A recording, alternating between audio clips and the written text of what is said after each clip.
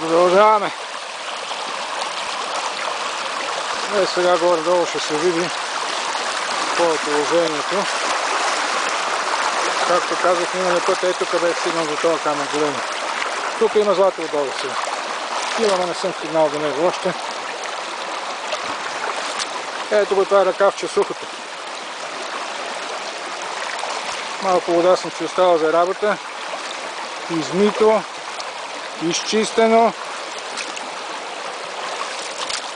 Ето, останала само чиста баласта. По принцип, когато е голяма водата, в случая не е валидно това, че съм отбил малко вода, но ако нямаше възможност тази река там да я пусна, а си течеше тук през това корито, на такива наноси това е сладка работа на сидите сега. Ето, това тук е скалата, излиза на 20 см нанос и си на скалата. Ето. Това е.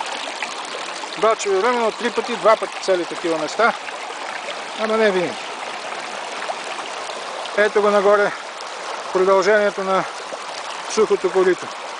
Затлачено, пълно с боклуци и с какво ли не. А ето го насам.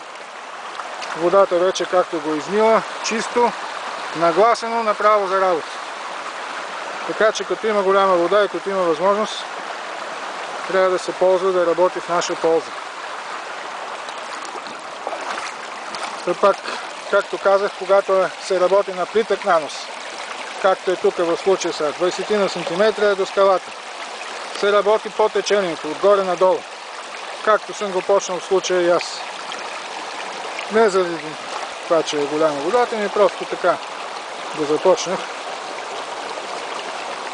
В противен случай, ако се работи срещу течението, водата вади материала и го хвърля за тебе и си заминава.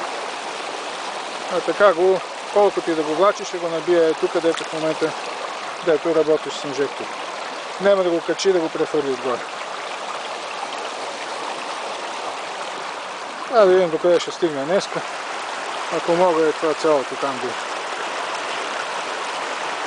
дето се събират водите да го изкарам, ще е добре. Някъде към 5-6 метра. 6 метра има. Толкова, около 6 метра. Не, повече. Няма значение, тук е плитко.